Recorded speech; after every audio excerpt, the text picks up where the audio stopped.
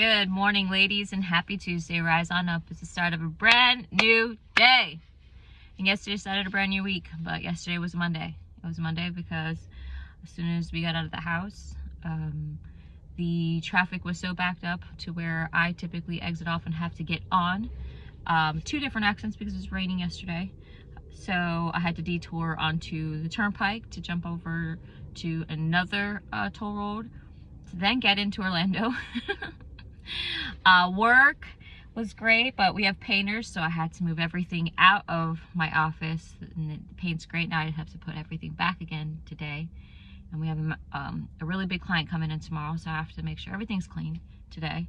And then the normal Monday duties. It was a Monday. Great Monday, productive Monday, just a Monday. A little tired, not gonna lie. Hopefully your weekend went well. Mine did, other than the loss of my books.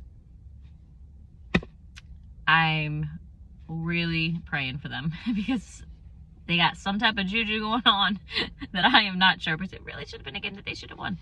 But I digress. Coming live, hello from Scarlett from the Car Rider line, and we're going to fill our cups today. Isaiah chapter 40 is what we're going to be going over, and verse 1 goes like this. Comfort, yes, comfort my people, says your God. Speak comfort to Jerusalem and cry out to her, that her warfare is ended, that her iniquity is pardoned, for she has received from the Lord's hand double for all her sins. The voice of one crying in the wilderness, prepare the way of the Lord, make straight in the desert a highway for our God. Every valley shall be exalted, and every mountain and hill brought low. The crooked places shall be made straight, and the rough places smooth. The glory of the Lord shall be revealed, and all the flesh shall see it together. For the mouth of the Lord has spoken. Verse 6, the voice said, cry out. And he said, what shall I cry? All flesh is grass, and all its loveliness is like the flower of the field. The grass withers, the flower fades, because the breath of the Lord blows upon it.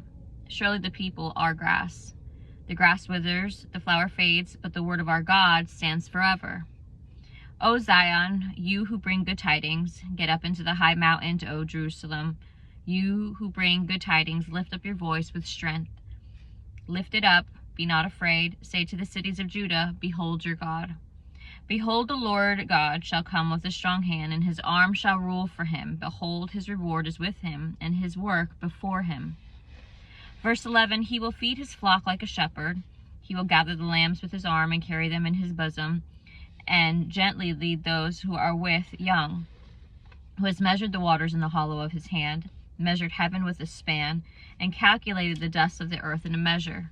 Weighed the mountains in scales and the hills in a balance. Who has directed the Spirit of the Lord, or has his counselor has taught him? With whom did he take counsel, and who instructed him and taught him in the path of justice? Who taught him knowledge and showed him the way of understanding?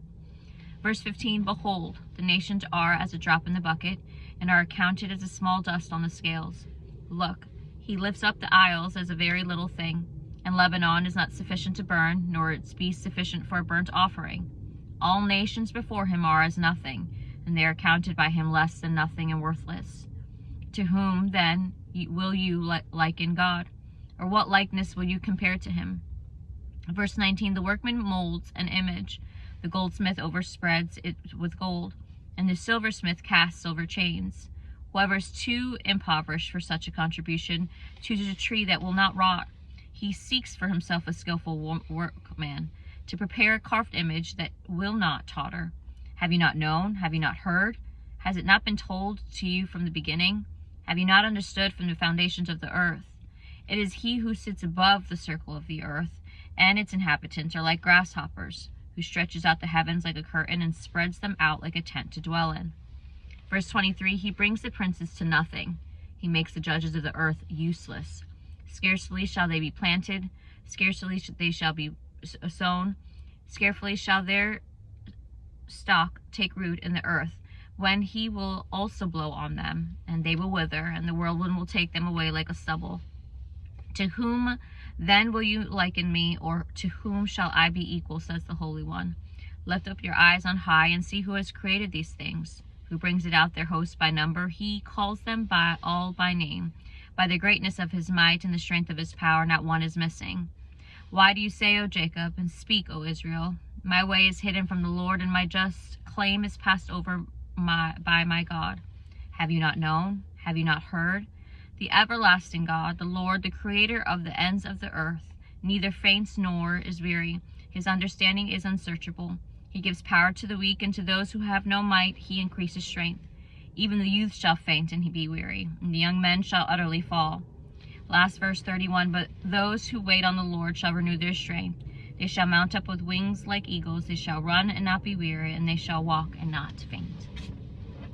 That is all for today's Bible study, ladies. I hope you have a blessed day. Remember, verse 31, but those who wait on the Lord shall renew their strength. They shall mount up with wings like eagles. They shall run and not be weary. They shall walk and not faint. Walk by faith, not by sight today, y'all. Let's get this going. School's about to start. We filled our cup. Have a blessed day.